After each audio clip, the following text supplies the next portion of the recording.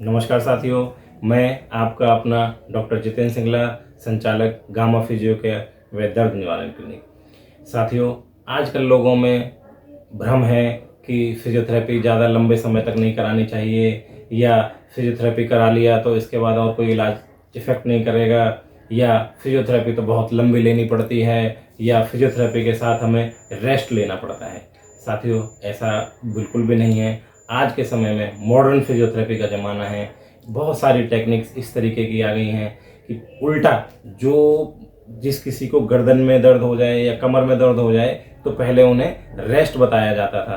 पहले जो orthopaedic doctor होते थे वो पेशेंट को रेस्ट बताते थे कि आपको 5 दिन का रेस्ट करना पड़ेगा, 10 दिन का रेस्ट करना पड़ेगा, अभी जांच होंगी, बहुत सारी चीज़ें ऐसे रहती थी। जबकि साथियों, आजकल बहुत फास्ट फॉरवर्ड ज़माना है। अगर किसी को कमर में दर्द माइल्ड हुआ है और ताज़ा दर्द है तो वह 3 से 5 दिन की फिजियोथेरेपी कराने से ठीक हो जाता है और मरीज को बहुत ज़्यादा रेस्ट की ज़रूरत भी नहीं पड़ती है। दर्द अगर कम मात्रा में बहुत ज़्यादा इंटेंसिटी का नहीं है तो उसे रेस्ट करने की ज़रूरत भी नहीं पड़ती है। वो फिजियोथेरेपी से ही, बिना किसी दवाई के, गोली के या अन्य किसी डॉक्टर की सलाह के, सिर्फ फिजियोथेरेपी से ठीक हो जाता है। दूसरा कंसेप्शन, लोग ये सोचते हैं कि फिजियोथेरेपी कराने से, सिकाई करने से जो हमारा खून है वह जल जाता है। साथियों, ऐसा बिल्कुल भी नहीं है। फिजियोथेरेपी कराने से बेसिकली जो हम इलेक्ट्रोथेरेपी यूज़ करते हैं उसमें वो सारे इलेक्ट्रोथेरेपी जो इक्विपमेंट्स होते हैं वो बॉडी का ब्लड फ्लो बढ़ाते हैं। हम कोई भी सिकाई करते हैं किसी भी तरीके की तो बॉडी का हमारा ब्लड फ्लो बढ़ा देता है उस एरिया का, ताकि वहाँ पे जो वेस्ट प्रोडक्ट्स होते हैं जिसकी वजह से पेन होता है वो जैसे झाड़ू गंदगी को निकाल देती है, इस तरीके से जब वो मशीन्स वहाँ पे लगती हैं, इलेक्ट्रोथेरेपी हम यूज़ करते हैं, तो वो झाड़ू की तरह वहाँ से ब्लड सर्कुलेशन उसको क्लीन कर देता है और अल्टीमेटली नया ब्लड फ्लो जो डीप जाके होता है वह फ्रेश ब्लड फ्लो होता है और हमें धीरे धीरे पेन में राहत मिलने लगती है। तीसरी चीज़, बहुत से लोग ये सोचते हैं कि फिजियोथेरेपी हमें 1-1 महीने करानी पड़ेगी, 2-2 महीने करानी पड़ेगी, तो ऐसा बिल्कुल भी नहीं है। फिजियोथेरेपी का जो ट्रीटमेंट है यह पेशेंट की कंडीशन टू कंडीशन वेरी करता है। कुछ केसेस ऐसे होते हैं न्यूरोलॉजिकल डिसऑर्डर्स जिसमें फिजियोथेरेपी लंबे करानी पड़ती है, परंतु जो हमारी ऑर्थोपेडिक प्रॉब्लम्स हैं उनमें बहुत ज़्यादा लंबा फिजियोथेरेपी कराने की जरूरत नहीं पड़ती। कुछ केसेस में तो हफ्ते में 1 दिन के इलाज से भी काम हो जाता है, कुछ केसेस में हफ्ते में 2 दिन से भी काम हो जाता है, कुछ केसेस में लगातार 5 दिन, 7 दिन, 10 दिन कराने से भी आराम हो जाता है। दोस्तों, ऐसा देखने में आया है कि जो मरीज हैं 1-1 साल से, 2-2 साल से, 3-3 साल से दवाइयाँ खा रहे हैं, उनकी बीमारियाँ लंबी चली जा रही हैं, उल्टा दवाइयों को खाने से उनका लीवर, किडनी खराब हो गए, उनको एसिडिटी बनने लगी, उनका पेट खराब रहता है। ऐसे मरीजों को हमने सिर्फ 10 दिन फिजियोथेरेपी दिया या 15 दिन फिजियोथेरेपी दी, उसके बाद वो अपने नॉर्मल काम पर आ गया। वो बहुत हैप्पी पेशेंट्स हैं और उन्होंने दवाइयाँ बिल्कुल छोड़ दी।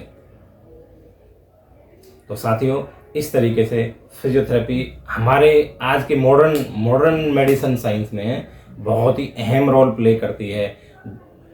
पीडियाट्रिक टू जीरियाट्रिक, बच्चों से लेकर बड़े तक, जवान से लेकर बूढ़े तक, फिजियोथेरेपी हर किसी को हर फील्ड में चाहिए होती है।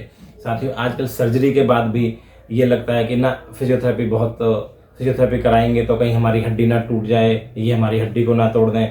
तो दोस्तों, ऐसा भी बिल्कुल नहीं है।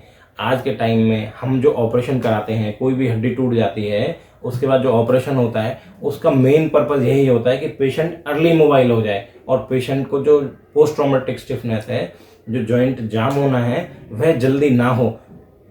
वह अगर हम फिजियोथेरेपी जल्दी शुरू कर देंगे तो मसल्स जल्दी एक्टिव होनी शुरू हो जाती है और जॉइंट की स्टिफनेस नहीं होती। कुछ केसेस में जो हम पहले देखते थे कि प्लास्टर चढ़ रहा है 2 महीने, 2.5 महीने, 3 महीने, उस केसेस में क्या होता था कि लोगों का जो जोड़ होते थे, जो जॉइंट्स होते थे, उससे एक ऊपर या एक नीचे फ्रैक्चर से तो वह जाम हो जाते थे और हमें लंबे समय तक फिजियोथेरेपी करानी पड़ती थी। साथियों, आज के मॉडर्न ज़माने में ऐसा बिल्कुल भी नहीं है। हड्डी टूटी, हड्डी टूटने के बाद उनकी सर्जरी हो जाती है। सर्जरी होने के बाद वो वेरी करता है, किसी केस में तुरंत बाद फिजियोथेरेपी हो जाती है, किसी केस में 2 हफ्ते या 3 हफ्ते के बाद फिजियोथेरेपी शुरू हो जाती है। मसल्स को जल्दी एक्टिव कर देते हैं और जॉइंट की स्टिफनेस नहीं होती और हाथ या पैर अपना जल्दी काम करना शुरू कर देता है और जो भी पेशेंट होता है वह जल्दी से जल्दी अपने काम पर लौट आता है। इवन आपने देखा होगा स्पोर्ट्स पर्सन, जो भी कोई स्पोर्ट्स पर्सन होते हैं, उनकी जब ऑपरेशन हो गया होता है तो उसके तुरंत बाद फिजियोथेरेपी की हेल्प से ही वो अपने सारे खेल को दोबारा से खेल पाते हैं।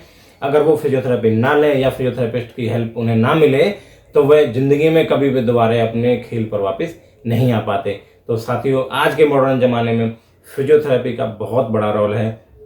फिजियोथेरेपी को अदरवाइज ना लें या नेगेटिव मीन से ना लें, फिजियोथेरेपी कराने से फ़ायदा होगा ही होगा, बशर्ते कि आप किसी भी ट्रेंड और क्वालिफाइड फिजियोथेरेपिस्ट से ही फिजियोथेरेपी लें। दोस्तों, आपको मेरी ये वीडियो अच्छी लगी हो तो लाइक करें और शेयर करें। Thank you.